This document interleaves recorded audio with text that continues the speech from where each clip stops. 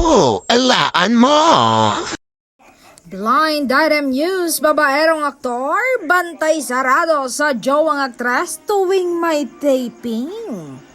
Dahil kilalang babaero ang mahusay na aktor, kaya bantay sarado lagi siya sa jowang aktres na simple lang ang ganda.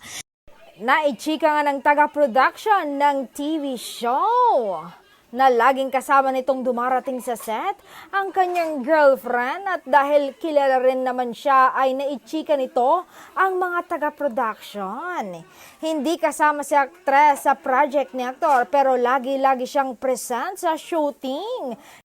Kaya medyo naalangan ang lahat. Pinag-uusapan tuloy si aktres sa buong production kung wala raw ba itong project at may panahong sumama-sama sa jowang aktor.